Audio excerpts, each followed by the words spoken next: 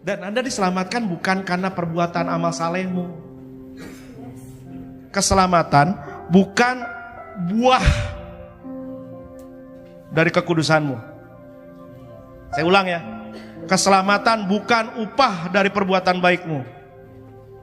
Keselamatan bukan upah dari kesalehanmu. Keselamatan bukan upah dari kekudusanmu.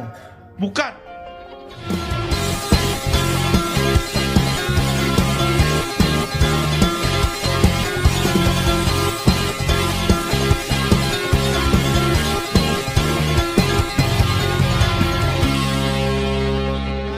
Kasih salam 5-10 orang, katakan selamat hari Minggu. Haleluya. 5 orang atau 15 orang boleh, Bu? 50 orang juga boleh. Haleluya. Yang di rumah salam-salaman sendiri aja, saudara ya. Puji Tuhan. Silakan duduk, sekali lagi tepuk tangan yang paling keras buat Tuhan Yesus. Haleluya. Sebab itu katakan dalam nama Yesus, undang muruk-muruk. Apa artinya itu? Jangan sedih. Nah itu coba yang bagian dari Amerika Utara tolong bantu terjemahkan. Undang muruk-muruk artinya jangan sedih. Colek kanan kiri, jangan sedih. Kenapa? Karena kita punya kabar gembira. Kita punya kabar baik, yaitu Injil, saudara-saudara. Injil bukan kabar setengah baik. Injil bukan kabar setengah gembira. Injil itu kabar baik dan kabar gembira. Jadi saudara harus memiliki kepastian kokoh atas berita Injil. Sebab Injil adalah jaminan kita satu-satunya di jagat raya ini. Jagat raya tidak pasti, planet kita tidak pasti, pilpres pun tidak pasti. Tapi satu-satunya yang saya tahu gini, presiden boleh naik dan turun, raja boleh datang silih berganti, tetapi Yesus Kristus tetap Tuhan di atas segala Tuhan, Raja di atas segala Raja. Itu saudara-saudara, makanya hari ini kita mau belajar sekali lagi tentang Injil. Injil dalam bahasa Arab itu saudara, tapi dalam bahasa Yunani dia Evangelion. Bilang sama-sama Evangelion. Evangelion. Sekarang bahasa Latinnya, bahasa orang Romawinya Evangelium. Bilang Evangelium. Nah, bahasa Arabnya bilang sama-sama Injil. Colek sebelahnya bilang artinya apa? Artinya adalah bilang sama-sama good news. Kabar baik. Kabar gembira.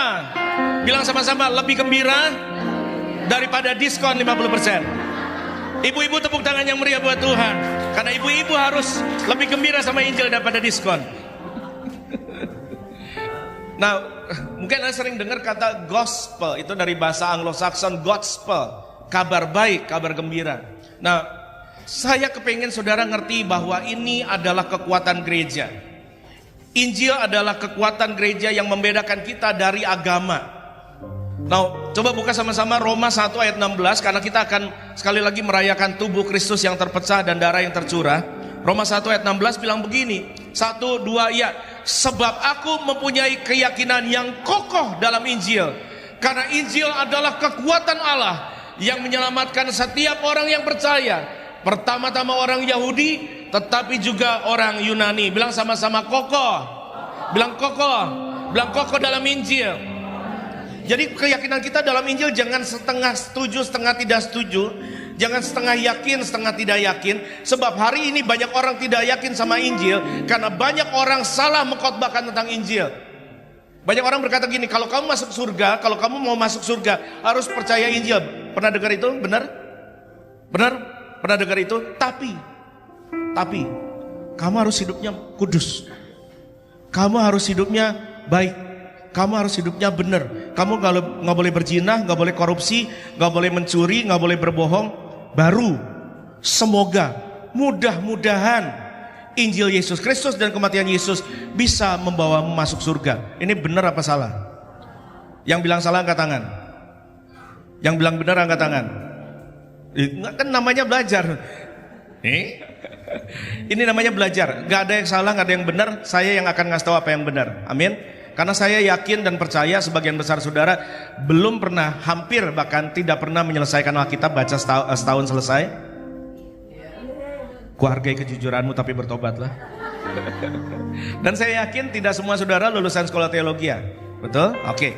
Jadi gereja adalah tempat belajar. Amin. Bilang sama-sama, tempat ini adalah rumah saya. Tempat saya bertumbuh dan belajar Bersama-sama, colek sebelah bersama kamu. Jangan sendirian, saudara. Sendirian gak enak, mesti rame-rame, saudara. Kita lagi belajar. Jadi Injil itu adalah demonstrasi the power of God. Bilang sama-sama power. Nah, saya ngerti kenapa Injil harus didistorsi. Injil adalah sebuah kabar gembira yang bikin setan merana.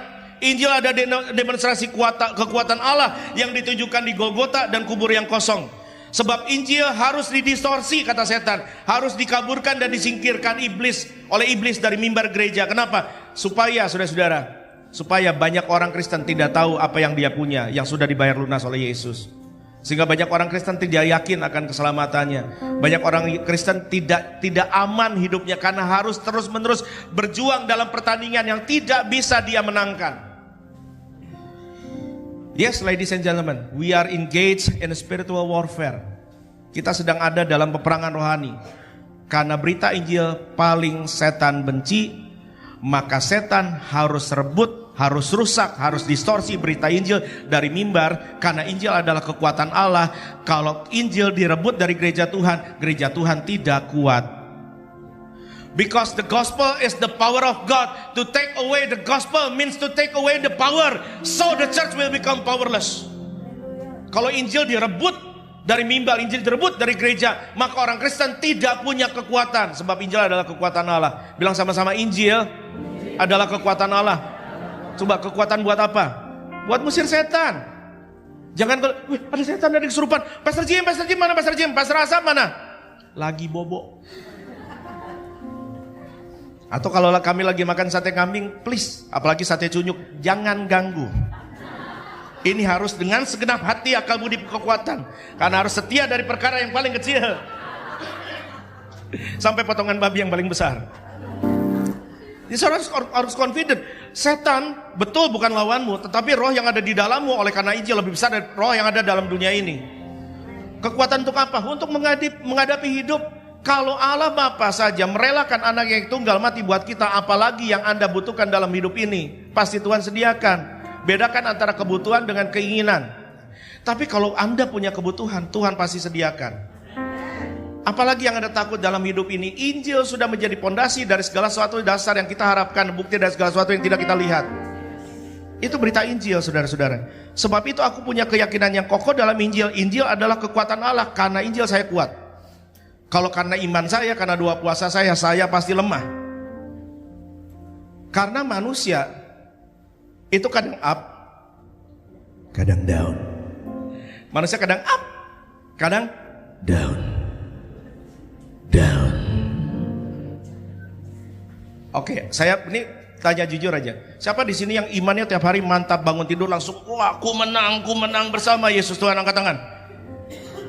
Oh, satu doang, dua, oh nggak banyak. Siapa yang kadang kuat, kadang aku masih angkat tangan. Yang kadang lihat tagihan stres, yang kadang dikejar sama Ojo, sama Abang Sopi, deg-degan. Itu salahmu sendiri sih. Ini pertanyaan, ini asumsi pertama tadi gini. Orang kalau mau diselamatkan selain Yesus sudah mati, maka kamu harus berusaha supaya hidup kudus, supaya hidup benar, supaya kamu masuk surga. Berarti juru selamatnya bukan Yesus. Juru selamatnya Yesus dan kamu.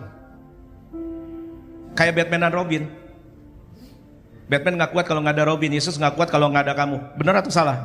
Ya jelas salah dong, biar kaget semua pagi-pagi. Ya jelas salah. Juru selamatnya cuma satu. Tadi kan apa lagunya Pastor Jim apa tadi? Ada yang satu-satunya yang ku andalkan. Yakin satu-satunya? Satu-satunya yang ku enggak, bohong. Kadang situ gak percaya sama Yesus kok, percaya sama kekuatan sendiri. Terus saya bisa masuk surga gak ya? Aku akan berusaha sekuat tenaga supaya aku bisa masuk surga, supaya aku diberkati. Berarti juru selamatnya bukan satu, tapi situ. Ini minjem bahasanya Bu Riri. Halo Bu Riri. Ya, juru selamat berapa? Ada berapa? Cuma satu, bukan situ. Bilang sama-sama, juru selamat itu cuma satu, bukan situ. Ini gak ada salibnya ya? Kalau enggak besok nih salib, minggu depan kalau Anda masih gak yakin mesti diganti atau minimal ditambah. Satu gambar salib, sebelahnya gambar Pastor Jim. Pastor Jim terus kena, Andre kan biasa kenanya habis kebaktian biasanya. Saya bikin hari ini pas kebaktian. Jadi salib sama gambar Andre, sama kayak Kolonel Sanders KFC. Ada logonya Andre di situ. Di gereja ini kita menyembah siapa sih? Tuhan Yesus saja. Kekuatan siapa? Tuhan Yesus saja. Kemampuan siapa? Tuhan Yesus saja. Nggak ada kita. Nah, terus asumsi berikutnya kalau dengar gini, Pak Asaf mengkhotbahkan boleh hidup dalam dosa, nggak mengkhotbahkan kekudusan. Ini asumsi lagi. Ini banyak asumsi ya. Makanya hidup jangan pakai asumsi. Hidup harus dengan fakta Alkitab. Orang yang percaya Injil kasih karunia bukan tidak mau hidup kudus. Kalau sebelum dengan Injil kita tidak mampu hidup kudus. Saya buktikan. Efesus pasal 2. Mari kita belajar sama-sama sekali lagi Injil dalam satu perikop yang paling lengkap, saudara. Efesus 2 ayat 1 sampai 10 itu seolah-olah seluruh isi Alkitab, seluruh perjalanan orang percaya itu dirangkum dalam satu perikop. Efesus pasal 2 ayat 1 sampai 10, atau kalau Injil yang lebih mini lagi biasanya kita sebut mikro gospel atau Injil mini, itu Yohanes 3 ayat 16. Karena begitu besar kasih Allah akan dunia ini sehingga Ia memberikan anaknya yang tunggal supaya barang siapa yang percaya kepadanya tidak binasa, melainkan beroleh hidup yang kekal. Itu urgent. Kalau tanpa anaknya diberi, maka kita binasa. Tanpa Yesus kita binasa. Tanpa Yesus kita binasa. Tanpa Yesus kita binasa. Tanpa Yesus kita bisa tidak binasa? Tidak bisa. Maka Bapa harus berikan anaknya. Yohanes 3:16. Karena begitu besar kasih, maka Ia beri anaknya supaya kita tidak binasa. Tanpa Yesus kita binasa. Tanpa Yesus kita tidak bisa masuk surga. Maka Bapa harus kasih, bukan karena murahan, tapi karena kemahalan. Maka diberikan dengan cuma-cuma sebagai kasih karunia. Tepuk tangan yang meriah buat Allah kita. Saya gak peduli dengan jemaat di gereja lain, minimal di gereja yang saya gembalakan, saudara-saudara ngerti, punya keyakinan yang kokoh atas Injil. Dan saudara tahu membedakan mana Injil yang benar dan mana Injil yang palsu. Oke, Efesus 2 ayat 1 sampai 2. Cici, ayo 1, 2 ya. Kamu dahulu sudah mati karena pelanggaran-pelanggaran dan dosa-dosamu. Ayat 2. Kamu hidup di dalamnya karena kamu mengikuti jalan dunia ini, karena kamu mentaati penguasa kerajaan angkasa, yaitu roh yang sekarang sedang bekerja di antara orang-orang durhaka. Roh penguasa angkasa, penguasa kerajaan angkasa. Nah, makanya nanti Anda akan makin lihat ya di berita ya, akan makin banyak fenomena-fenomena di angkasa, fenomena-fenomena di udara. Ada UFO, ada IFO, ada OVO, ada Dana, ada GoPay. Perhatikan, akan makin banyak fenomena di angkasa yang katanya alien dari planet lain, dari galaksi lain. Bukan, itu roh-roh penguasa di udara. Efesus 6 juga menjelaskan hal yang sama. Tapi dari ayat ini kita jelas diingatkan, sebelum kita mendengar berita Injil dan percaya Injil, kita hidup dalam dosa. Kita tidak mengikuti jalan Yesus, kita mengikuti jalan dunia ini. Makanya kalau orang pengikut Yesus tapi hidupnya seperti dunia itu aneh gitu, saudara. Kayak orang mandi gak sabunan. Karena kamu mentaati penguasa dan kacamata hilang. Kacamata bukan hilang, lupa bawa, agak buram. Karena ada yang lebih dekat. Karena kamu mentaati penguasa kerajaan angkasa, yaitu roh. Bilang sama-sama, peperangan kita bukan melawan darah dan daging, tetapi melawan roh setan. Nah, waktu Anda belum dengar Injil, Anda jatuh dalam dosa dan Anda berkubang dalam dosa, Anda tinggal dalam dosa dan Anda menikmati dosa. Mampu gak Anda hidup kudus? Bisa gak Anda hidup kudus? Mau gak Anda hidup kudus? Coba mundur lagi ayat 1, Ci. Baca ya, 4 kata pertama. 1, 2 ya. Kamu dahulu sudah mati. Ulang, 1, 2 ya. Kamu dahulu sudah mati. Ulang, 1, 2, 3. Kamu dahulu sudah mati. Saudara-saudara, dulu sebelum Anda terima Injil, dulu sebelum Anda diselamatkan Injil, dulu sebelum Anda mengerti Injil dan diubahkan oleh Injil, kamu mati. Saya tanya sama saudara, orang mati bisa pengen hidup kudus gak? Orang mati bisa mampu hidup kudus gak? Gak bisa. Yakin? Mayat di toel nyaut gak? Kalau di Divine Toel, mayat nyaut, "Hei Divan, kabur nggak?" Pasti Divan teriak, "Hantu, Scooby." Nah, waktu Anda belum terima Injil, bagaimana mungkin Pak Pendeta model saya mengkhotbahkan harus hidup kudus, berusaha sekuat tenaga untuk berkenan kepada Bapa, maka mudah-mudahan kamu masuk surga. Iki gendeng. Orang mati disuruh menyenangkan hati Bapa. Orang mati disuruh hidup kudus. Orang mati disuruh untuk doa puasa. Orang mati disuruh untuk hidup dalam kekudusan. Orang mati disuruh untuk baca Alkitab sampai kelar. Bisa atau bisa? Nggak bisa, kenapa? Orang mati. Colek sebelahnya bilang, paham kan? Maka mengkhotbahkan kekudusan, mengkhotbahkan kesucian, mengkhotbahkan doa puasa, mengkhotbahkan perpuluhan. Kenapa langsung miring semua, kepalanya langsung pada pengen pulang semua? Mengkhotbahkan perpuluhan, mengkhotbahkan kekudusan, mengkhotbahkan pelayanan kepada orang-orang mati tidak akan berdampak apa-apa. Karena orang mati bukan cuma tidak mampu, tapi tidak mau. Makanya banyak orang ketika contoh ya, dikhotbahkan tentang perpuluhan, wah tanduknya keluar semua. Dia tidak tahu artinya mengasihi Tuhan. Ngomong kekudusan kepada orang yang mati nggak ngerti, dia tidak tahu artinya ngucap syukur sama Tuhan. Ngomong perbuatan baik kepada orang yang tidak suka berbuat baik dan suka dosa, cinta dosa, berkubang dalam dosa, itu sama seperti kita ngomong sama tembok. Mengkhotbahkan kekudusan hanya dapat dilakukan kepada orang-orang yang sudah diselamatkan oleh Injil. Makanya Anda baca dalam Perjanjian Baru banyak ayat-ayat yang berkata, kerjakanlah keselamatan, hidup dalam kekudusan, ya kan? Matikanlah daging, tambahkan kepada imanmu ketekunan. Benar nggak? Itu bukan khotbah untuk orang yang belum diselamatkan Injil. Itu khotbah oleh untuk orang-orang yang sudah diselamatkan oleh Injil, bukan yang belum. Kenapa? Kalau yang belum pasti lagi mati. Orang mati diteriakin, awo, enggak nyaut. Kalau nyaut kabur. Ayat 3, 4, 5. Silakan dibuka. Baca lagi yang keras. Kami semua juga terhitung di antara mereka. Bilang sama-sama dulu. Kami, colek sebelahnya bilang kita juga terhitung di antara mereka.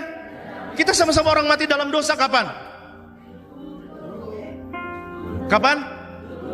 Dulu bersumpah janji di depan sapi. Apa lanjutannya? Huo. Yang ketawa ada umurnya di atas biasanya. Anak-anak muda nih, apaan sih om? Safir sampai bingung, apaan sih om? Yuk, 1, 2 ya. Ketika kami hidup di dalam hawa nafsu daging dan menuruti kehendak daging dan pikiran kami yang jahat, pada dasarnya kami adalah orang-orang yang harus dimurkai sama seperti mereka yang lain. Sadar kamu juga sama seperti orang yang narkobaan, orang yang lagi kawin cerai, orang yang lagi 7-Eleven, orang yang bukan kebo tapi kumpul. Dia kumpul kebo, padahal kan orang bukan kebo. Orang yang korupsi, jangan tuh kurang ajar nih nonton berita marah-marah. Tengoklah ke dalam sebelum bicara. Orang yang ngerti Injil punya kewarasan ini, punya tepo seliro, punya hati yang bisa empati sama orang yang sedang berdosa. Kenapa? Karena kita juga dulu begitu. Ayat 4, next. 1, 2 ya. Tetapi Allah yang kaya dengan rahmat oleh karena kasih-Nya yang besar yang dilimpahkannya kepada kita. Ayat 5. 1, 2 ya. Telah menghidupkan kita bersama-sama dengan Kristus, sekalipun kita telah mati oleh kesalahan-kesalahan kita, oleh kasih karunia kamu diselamatkan. Anda bukan lagi orang mati, katakan amin. Orang yang beresponi Injil, orang yang percaya Injil, orang yang terima Injil, orang yang diampuni Injil, dihidupkan Allah. Sekarang Anda bukan lagi mayat-mayat mati. Sampai sejauh ini Anda harusnya punya empati begini. Orang di luar yang hidup dalam dosa, yang tanpa Injil, sekalipun kelihatan hidup, sebetulnya mati. Sekalipun dia kelihatannya happy di karaoke, lai lai lai lai lai lai lai lai lai lai lai. Sambil ada juga kan yang tak lama lagi ceki. Ada begitu. Ada Amerika Utara, Sulawesi Utara, mirip-mirip lah mereka kan. Sumatera Utara. Anda harusnya punya kepedihan yang Bapak rasakan. Karena Anda sekarang hidup, mereka mayat hidup. Pernah nonton mayat hidup? Saudara yang tanpa Injil di luar sana, kelihatannya mereka punya BMW, punya Mercy, punya jabatan, hidup dalam dosa, punya banyak selingkuhan, punya banyak harta. Tapi sesungguhnya mereka mayat hidup. Karena mereka tidak mau dan tidak mampu hidup kudus.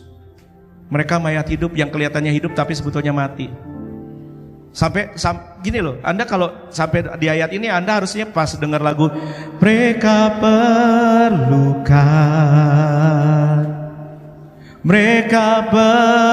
perlukan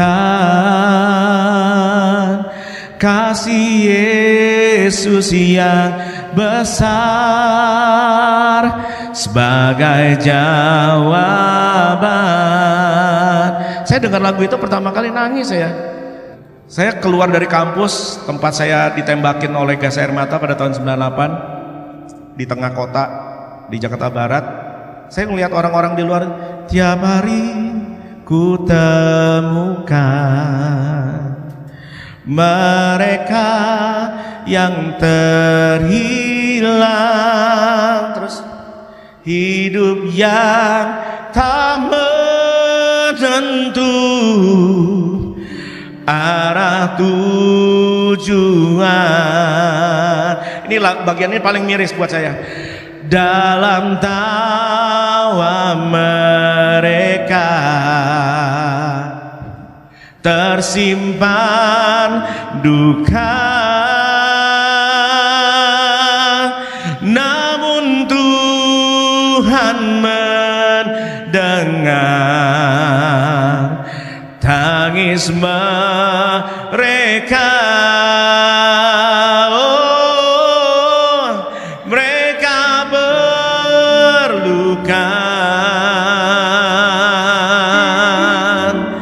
mereka perlukan kasih Yesus yang besar sebagai jawaban. Oh, mereka perlukan, mereka perlukan, mereka perlukan. Katakan, tidakkah ku sadari, tidakkah ku sadari, dialah cinta yang sejati itu, dia kasih yang sejati, dialah kasih yang sejati, sebab mereka perlukan.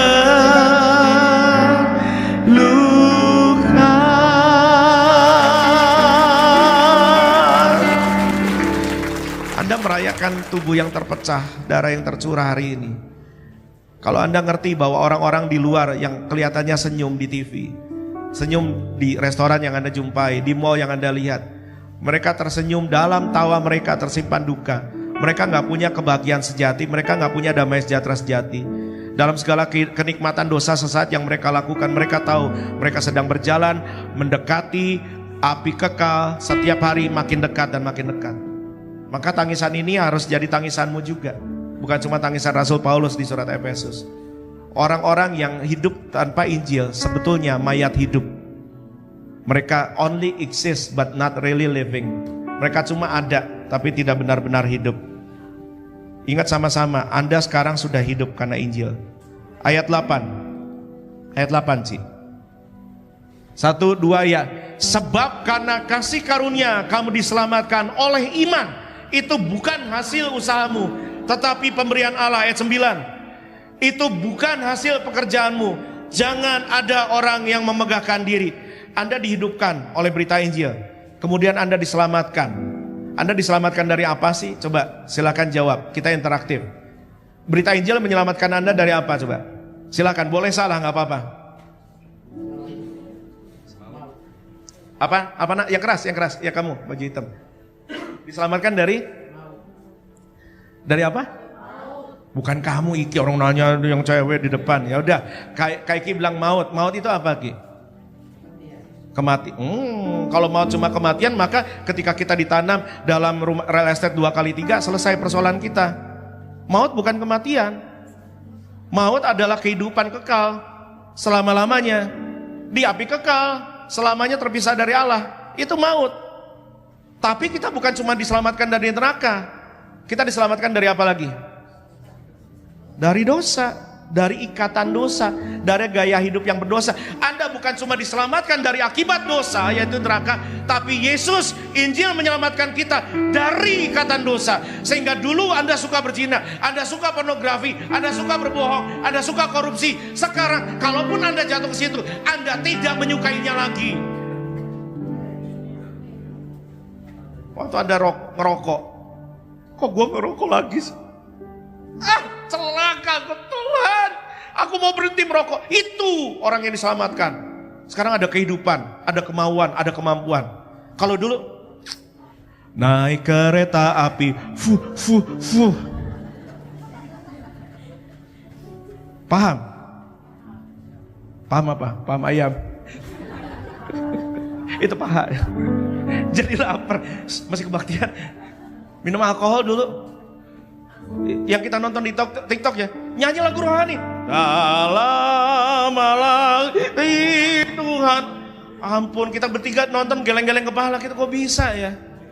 Dia tidak merasa berdosa sambil menyanyikan lagu rohani dan menegak alkohol. Nggak merasa salah. Tapi kalaupun Anda dia ajak minum gitu, silakan minum. Sebagai apa nih? Penghangat badan. Ini Indonesia udah panas banget, pada batuk pilek semua. Emang situ tinggal di Belanda. Mau menghangatkan badan, AC mau kekencengan. Alasan aja.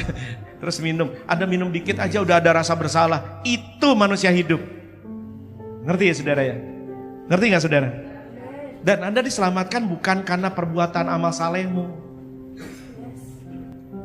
Loh, saya ulang ya. Ayat 1 tadi bilang Anda apa? Kita apa? Kita mati. Kita mayat hidup. Mayat tidak bisa berbuat kudus. Mayat tidak mampu dan tidak mau berbuat kudus. Tapi sekarang setelah Anda dihidupkan, Anda punya kemauan dan punya kemampuan. Walaupun tidak langsung sempurna. Karena kesempurnaan adalah perjalanan. Kesempurnaan adalah perjalanan. Mungkin beberapa masih ingat seragam gereja kita dulu. Yang orang baru mungkin nggak tahu. Kita punya seragam biru. Di sini logo Living Bread. Di sini Telkom. Oh bukan salah kantor. Di belakang ada tulisan not a place for perfect people. Masih ingat gak? Living Bread Church bukan tempat buat orang-orang yang sempurna. Kalau ada orang merasa sempurna kesini pasti ngeselin pasti. Bener. Karena ukurannya selalu kesempurnaannya dia. Padahal dia sendiri tidak sempurna. Wah, pendetanya gak bener nih khotbahnya nih. Udah botak gendut lagi. Kebaktian bukan pakai kemeja putih. Malam capek begadang ngotak-ngotakin kemeja. Enggak, kemeja putih kemarin habis pakai baptisan, Bu, basah, Bu.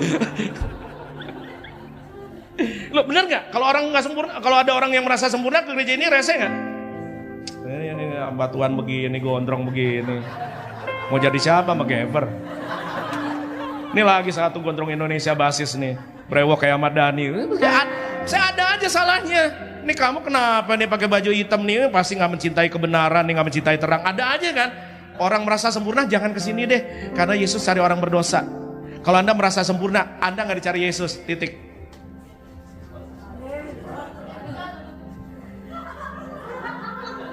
Waduh.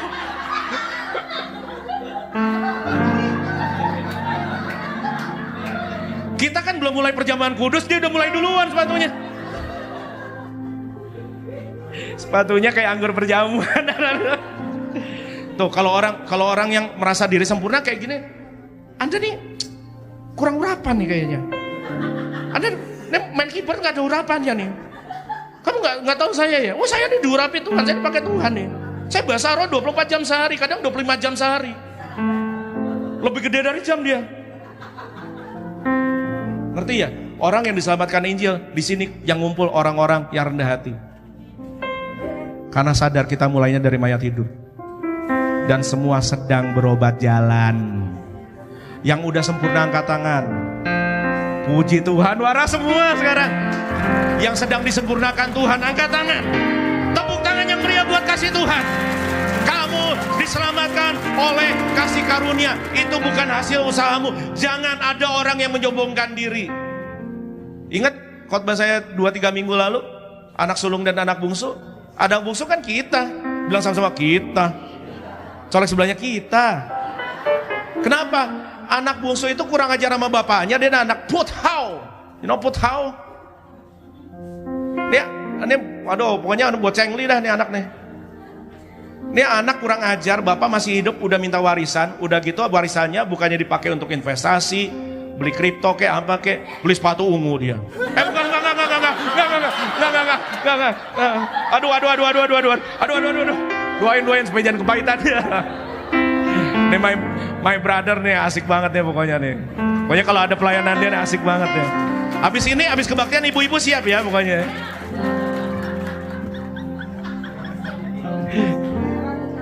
Merah mukanya, seperti Daud kemerah-merahan.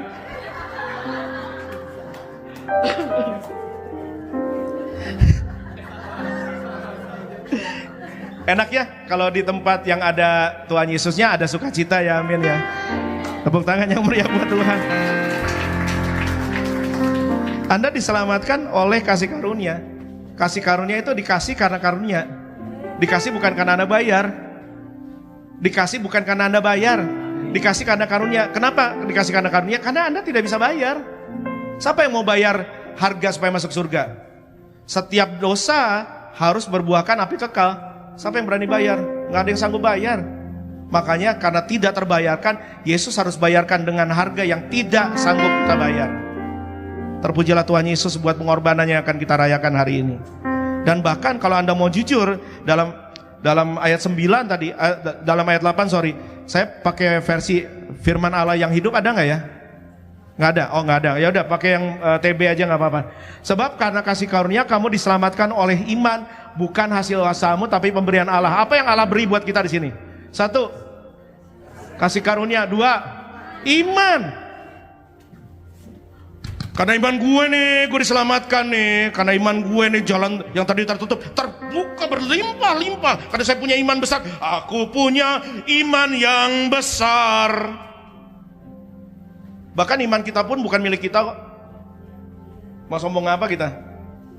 Makin ada ngerti Injil, makin rendah hati. Nggak ada jalan lain. Karena Allah menentang orang congkak. Tinggi hati mendahului kehancuran. Oh, mau kurang ayat apa lagi saya? Saya keluarin semua deh. Makanya si sulung berkata, saya bekerja sama Bapak di ladang Bapak. Ini orang agamawi. Karena saya, mana bagianku Bapak? Karena saya. Tapi anak bungsu, aku nggak layak pulang ke rumah Bapak. Jadikanlah aku salah satu hamba hina dari hamba-hamba upahanmu. Orang yang ngerti Injil kasih karunia, sikapnya gini, kalau gereja, Pak Pendeta, saya diselamatkan oleh Injil. Kasih saya pelayanan Pak, apapun Pak, ngelipet warta kek, kita nggak punya warta jemaat di sini, wartanya digital. Boleh ngepel kek, jangan saingan sama Pak Bila sama Ika. Tapi orang yang punya Injil, diselamatkan oleh Injil kasih karunia gini, kayak ibu kita, nggak ada yang nyuruh tiba-tiba pisang goreng datang habis kebaktian dari atas, ulekan sambal datang, dan tadi Mbak Nur karena Mbak Nur ulang tahun tiba-tiba soto ayam sudah datang. Tepuk tangan buat Mbak Nur, selamat ulang tahun Mbak Nur. Kamu hebat. Haleluya, haleluya, haleluya. Kamu hebat. Gara-gara ada soto kamu hebat. Karena kemurahannya kita diselamatkan karena iman pada Kristus. Bahkan iman itu pun bukan milik kita sendiri. Cuma sebuah kasih karunia. Jadi gini, sampai sejauh ini Anda ngerti gak? Keselamatan bukan buah dari kekudusanmu. Saya ulang ya. Keselamatan bukan upah dari perbuatan baikmu. Keselamatan bukan upah dari kesalehanmu. Keselamatan bukan upah dari kekudusanmu. Bukan. Kalau begitu Anda harapkan masuk surga, Anda sedang transaksional sama Bapa Surgawi. Anda pikir dia, maaf ya, kasar, maaf di kasar. Saya pakai contoh ini beberapa kali. Tapi gini, orang yang mau menikmati sesuatu tanpa hubungan cinta, cuma pakai bayar, namanya prostitusi. Prostitusi. Anda bayar, Anda maaf ya kasar ya, pakai, nggak ada hubungan habis itu. Kebanyakan kita sama Tuhan kan begitu mikirnya. Tuhan gue bayar nih, per bulan ya, berkati gue berlimpah-limpah nggak? Kalau nggak gue kasih bulan depan nih. Tuhan gue pelayanan nih, berkati gue udah pelayanan nih, surga baris depan ya. Ini gue basaroh nih, urapin, AC-nya kedinginan itu. Keselamatan bukan buah amal saleh, keselamatan bukan buah kekudusan, keselamatan bukan buah perbuatan baik. Sebaliknya, nanti Anda sampai di sini pasti beberapa asumsi saya tahu, termasuk yang di rumah tuh. Iya kamu. Iya kamu yang baju kuning tuh yang lagi makan pop mie. Pasti mikir gini, ini gereja sesat nih. Kenapa? Tidak mengajarkan kekudusan. Mengajarkannya dosa. Karena Injil kasih karunia, jemaat Living Bread boleh hidup sesuka-sukanya dalam dosa. Salah. Nanti. Tunggu tanggal mainnya. Oh enggak, hari ini selesai kita. Ayat selanjutnya, ayat 9. Yuk. Itu bukan hasil pekerjaanmu, jangan ada orang yang memegahkan diri. Anda diselamatkan karena Injil Kristus. Bukan karena Anda hidup kudus. Bukan karena Anda doa puasa. Bukan karena Anda berkarunia roh. Bukan karena Anda perpuluhan. Bukan karena Anda pengurus dan pelayanan. Wow, gue pengurus nih, pelayanan. Kalau nggak ada gue nih gereja bubar.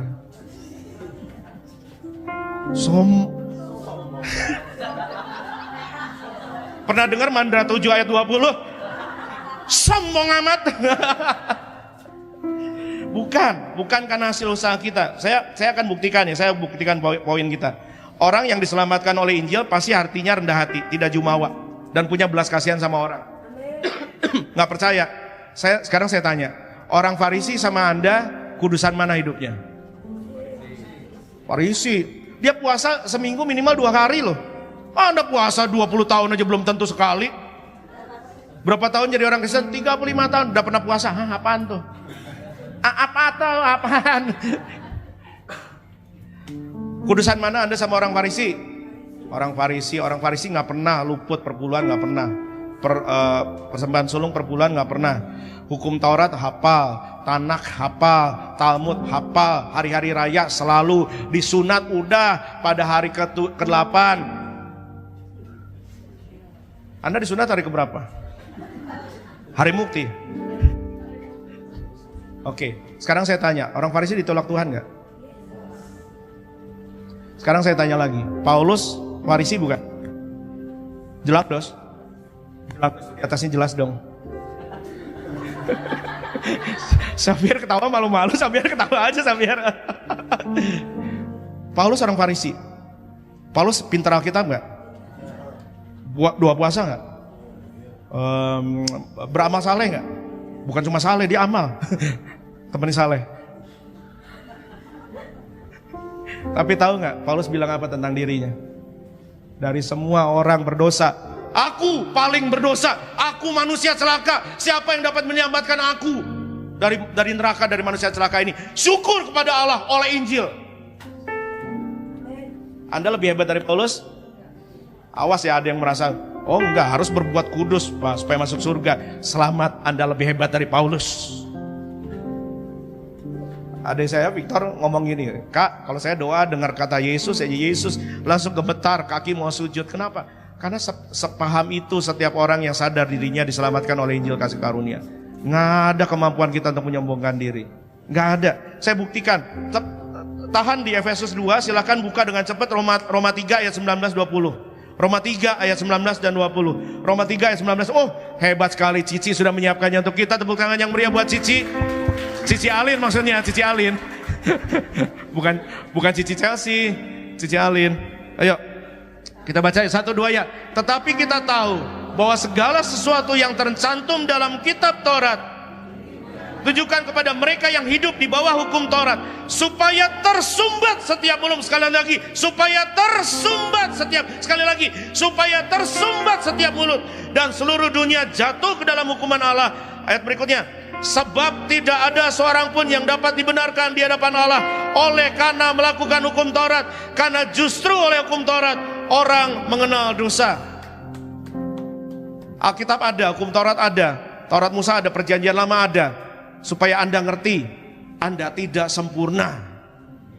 Supaya mulutmu yang sombong, yang selalu merasa diri lebih baik, lebih rohani dari orang lain, dikatupkan, di stop. Supaya sadar, ayat berikutnya katakan bahwa Anda pun dan seluruh dunia layak jadi arang neraka.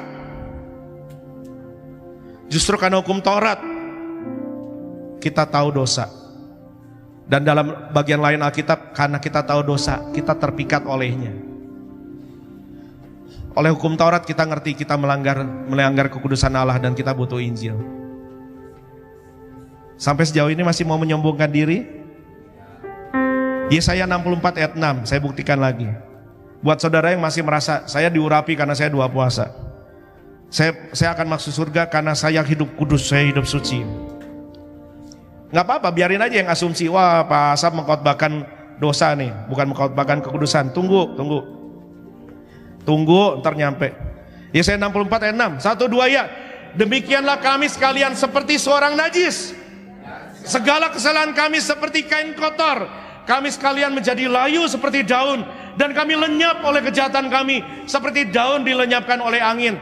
Demikianlah kami, bilang sama-sama kami. Sekalian seperti seorang najis, segala kesalahan kami, bilang kesalahan kami seperti kain kotor. Maaf, ini terjemahan sangat sopan sekali. Terjemahan yang betulnya harusnya begini. Maaf ya, ini tidak kasar, tapi saya harus menjelaskan bahasa aslinya gini.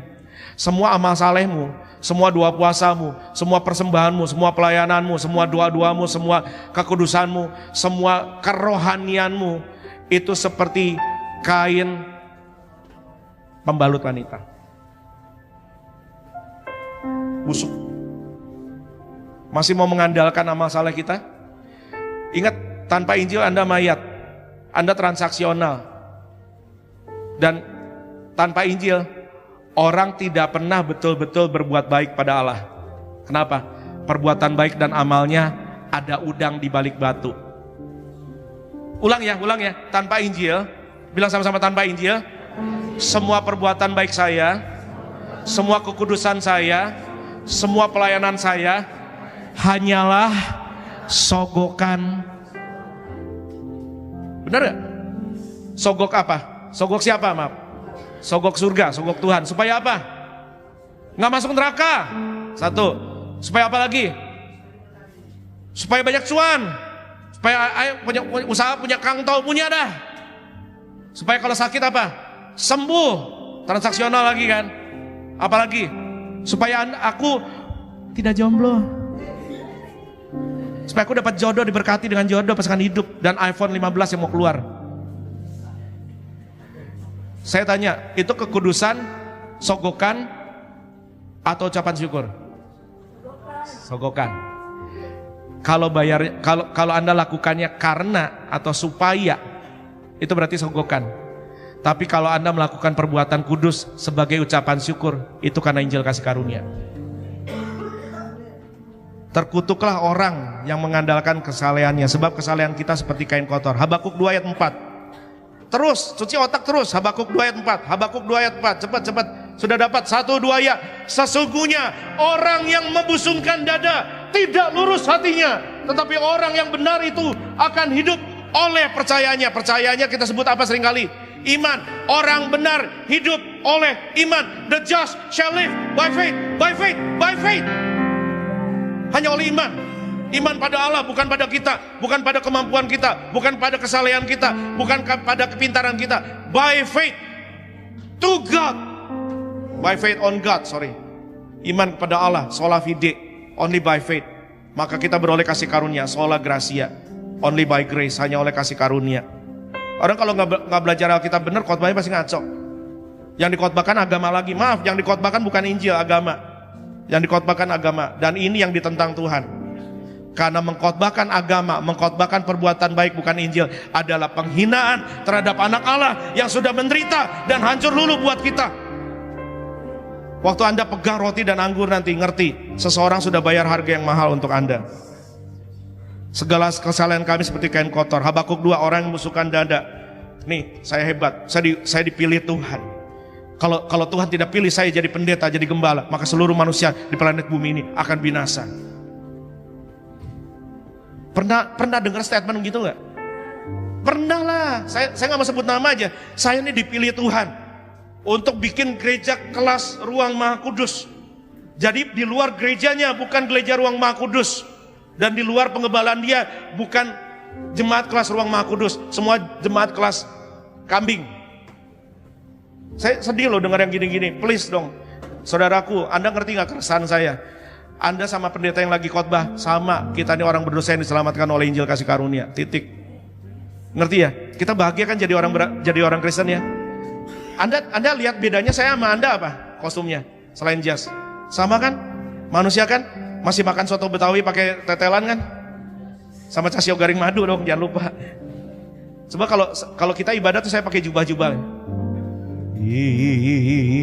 Pakai jubah panjang.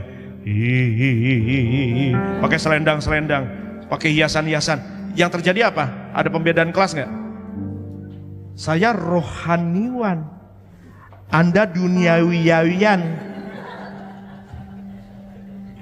Bener gak? Kita sama di sini kan.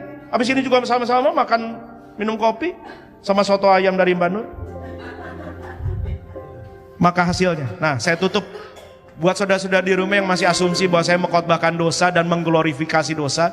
Di sini bedanya, ayat 10, 1, 2 ya.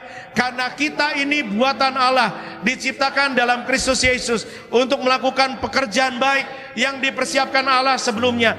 Ia mau supaya kita hidup di dalamnya. Anda ngerti gak dari ayat 1 Anda orang mati? Orang mati gak bisa hidup kudus. Kedua, berikutnya Anda dihidupkan. Setelah dihidupkan, Anda diselamatkan oleh Injil kasih karunia. Setelah diselamatkan, Anda diubahkan. Sekarang Anda bukan cuma mau, tapi mampu menghasilkan pekerjaan yang baik. Good works. We are not saved by good works. We are saved unto good works. Kita tidak diselamatkan oleh perbuatan baik. Kita diselamatkan untuk perbuatan baik. Jadi jangan tuduh orang yang selamat oleh Injil kasih karunia cinta dosa. Tidak mungkin. Apa yang Allah sudah mulai, benih yang sudah Dia taruh. Ingat perumpamaan Yesus tentang benih? Ada satu ladang, ada dua macam benih. Pernah baca itu? Yang satu benih gandum, betul? Siapa yang nabur benih gandum menurut perumpamaan itu? Allah. Oke, malam-malam musuh datang menaburkan benih apa? Benih ilalang. Siapa yang menaburkan benih ilalang? Setan nirajin. Setan. Oke. Saya tanya, apa yang dibuat sama Allah? Kata ketika penuai datang, gimana? Kita potong saja ilalang, kita pisahkan. Allah bilang apa? Jangan, biarkan mereka tumbuh bersama. Di gereja dan di komunitas kita akan ada gandum dan ilalang. Tapi yang tidak ada adalah gandum berubah jadi ilalang, ilalang berubah jadi gandum. Nggak ada. Yang ada adalah apa yang Allah sudah mulai. Benih gandum pasti. Apa yang Allah sudah mulai benih gandum pasti. Apa yang Allah sudah mulai benih gandum pasti menghasilkan gandum. Kalau Anda diselamatkan oleh Injil kasih karunia, saya tidak punya keraguan sedikit pun, cepat atau lambat Anda pasti hidup kudus. Loh, masih nggak yakin ya? Oke, saya aminkan dulu ketidakyakinan Anda. Allah yang menabur benih gandum, betul? Betul? Tapi kemudian ketika benih gandum dilahirkan, karena Anda tidak mengerjakan kekudusan, Anda tidak berusaha untuk hidup kudus, maka Allah gagal menghasilkan panen gandum. Kata-kata itu aneh ya, Allah gagal. Allah gagal, aneh apa aneh? Aneh apa aneh? Sesat apa sesat? Sesat, masa Allah gagal? Oke. Yesus mati menebus dosa siapa? Tapi harus ditambahkan dengan amal saleh. Sebab kalau nggak ditambahkan maka Yesus gagal. Yesus gagal. Yesus gagal. Dua kata itu kata paling aneh di jagat raya. Yesus gagal, Allah gagal. Aneh ya? Nah, saudara-saudara, sampai sejauh ini Anda paham ya bahwa kalau orang mengkhotbahkan Yesus plus perbuatan baik, Yesus plus kekudusan, Yesus plus amal saleh, itu bukan Injil. Itu agama.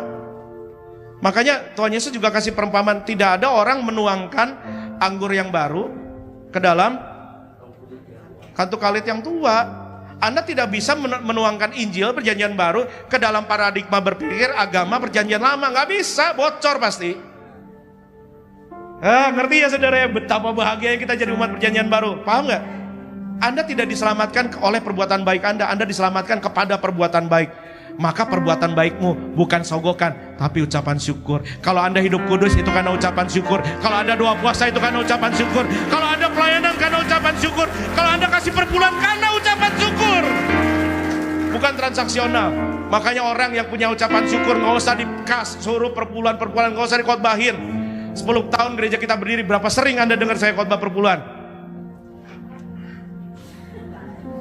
Benar nggak?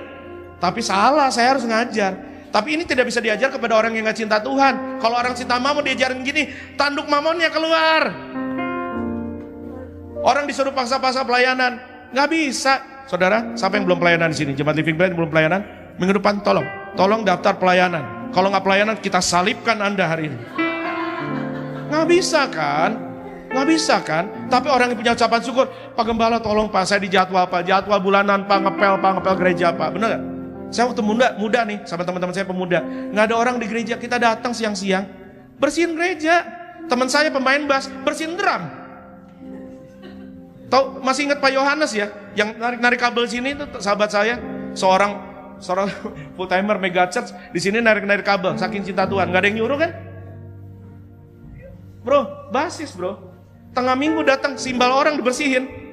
Pemain drumnya bingung, begitu datang hari Sabtu hari Minggu, ini siapa yang bersih, ini kinclong banget. Dia nggak tahu ada orang-orang yang hatinya berlimpah dengan ucapan syukur.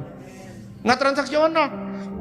Ibadah pemuda, ini cerita zaman, ya pernah muda lah, saya percaya saya pernah muda. Dulu ibadah youth, biasanya ibadah youth tuh malam minggu ya. Malam minggu, aku pergi ke gereja, mau ke bioskop. Habis dari gereja mau ke bioskop boleh gitu. Makanya kebanyakan dulu tuh kalau dapat jodoh, karena malam minggunya kita anak muda sekarang kebaktian minggu siang. Pas jam lagi terang-terangnya mata. Nah, ibadah kami jam 6.30 sore. Tahu saya datang jam berapa lari-lari dari kampus?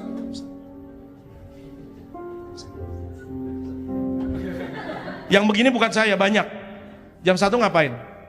Naik ke lantai 5 menara doa, nggak ada yang nyuruh. Nggak ada yang nyuruh, ketua youth nggak nyuruh, pembina youth nggak nyuruh, kita aja pengen. Karena kita cinta hadirat Tuhan. Nyembah di situ. Yang satu main piano. Pernah sampai, waduh ini kalau bilang cerita saya sesat lagi. Saya pernah tuh yang fenomena debu-debu itu segala macam. Pernah. Udah, wah mengkilat-mengkilat apaan nih sampai yang nebarin debu-debu intan. Oh sensei ya. Ngalami saya yang gitu-gitu. Nggak ada yang suruh, karena kami cinta. Kami ini manusia berdosa diselamatkan oleh kasih karunia. Maka kami lakukan dengan cinta. Jam 1 doa puasa, penyembahan. Jam 4.30, jam 5.30 biasanya saya WL. Saya latihan. Udah makan belum? Karena saya tinggal sendiri di Jakarta, bapak ibu saya di Manado. Suka telat kiriman. Canda. Oh dulu saya ganteng sekali, kurus. Sekarang gantang ya. Tapi kalau saya jadi gembala gini, melayani saudara-saudara, bukan supaya saya masuk surga, salah.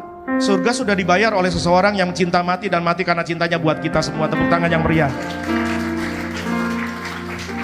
Ngerti ya Injilnya? Bukan transaksional. Jangan perlakukan Yesus kayak pelacur, maaf ya. Gua sogok nih Yesus pakai duitnya. Berkati ya, berkati. Masuk surga nih. Masuk surga, yakin gak Yesus? Enggak jadi deh, gak yakin Yesusnya. Gue pelayanan nih, Yesus berkati saya. Itu transaksional. Tapi orang yang diselamatkan oleh Injil kasih karunia, Pak, menara doa jam berapa aja Pak Jim? Selasa. Terus selain Selasa jam 7 jam berapa? Rabu jam 7. Terus Sabtu jam 6 pagi. 8.30 siang amat Pak. Tuh bisa komplain. Masa doa pagi 8.30 udah siang Pak?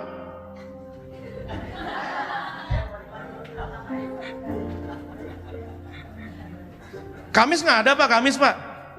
Jumat Pak, teler dia kasihan. Loh, ngerti maksud saya? Orang yang diselamatkan oleh Injil kasih karunia melayani dan semua pengorbanannya bukan upaya bayar sogok surga, tapi tapi bukti buah dari ucapan syukur. Nggak percaya? Filipi 2:13. Ini kita udah mau selesai karena harus perjamuan kudus. Filipi 2:13. Sukacita ya hari ini ya, kita perjamuan kudusnya nggak pakai nangis ya saudara ya, pakai ucapan syukur ya. Filipi 2:13. Yuk. 1, 2 dia. Karena Allah lah yang mengerjakan di dalam kamu baik kemauan maupun pekerjaan menurut kerelaannya. Sekali lagi, 1, 2 ya. Karena Allah lah yang mengerjakan dalam kamu, baik kemauan maupun pekerjaan menurut kerelaannya. Waktu Anda masih mayat hidup, Anda tidak mau dan tidak mampu. Tapi setelah Anda dihidupkan, Anda mau dan Anda mampu melakukan pekerjaan baik. Bagaimana memaksa orang mati untuk hidup melakukan amal? Tidak mungkin. Tapi sekarang Anda punya kemauan. Makanya waktu Anda jatuh dalam dosa, Anda punya resah dan gelisah. Ini bedanya orang yang sudah diselamatkan. Orang yang sudah diselamatkan, you will make mistakes. You will make mistakes. Anda akan sesekali terpelicek. Tapi Anda tidak berkubang di dosa. Anda mungkin jatuh, tapi Anda tidak berkubang di situ. Dan kalaupun Anda jatuh dalam dosa, Anda gelisah dan tidak nyaman di situ. Dan kalaupun Anda mau bangkit lagi dan hidup kudus, bukan cuma sekarang Anda bisa, Anda mau. Karena kemampuan itu dihasilkan oleh Allah di dalammu.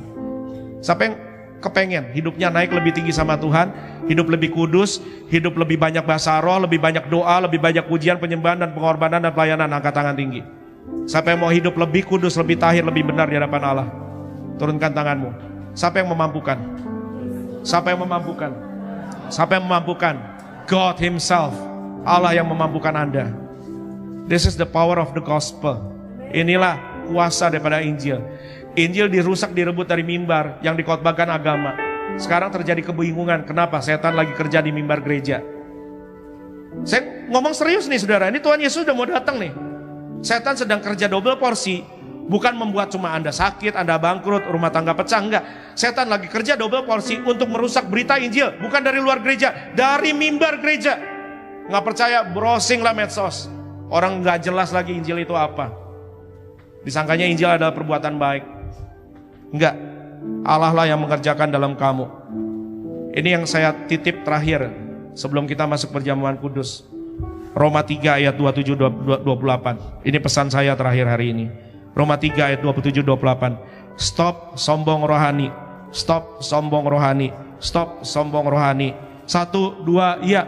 Jika demikian, apakah dasarnya untuk bermegah? Tidak ada.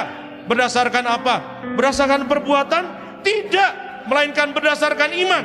Karena kami yakin bahwa manusia dibenarkan karena iman dan bukan karena ia melakukan hukum Taurat. Stop sombong. Kita dibenarkan karena iman sama Yesus, bukan karena iman pada Taurat, pada perbuatan baik, pada amal ibadah, pada bahasa roh, pada persembahan, pada kolekta, pada pelayanan. Iman pada kematian dan kebangkitan Yesus saja. Titik. Haleluya. Amin. Tepuk tangan yang meriah buat Tuhan.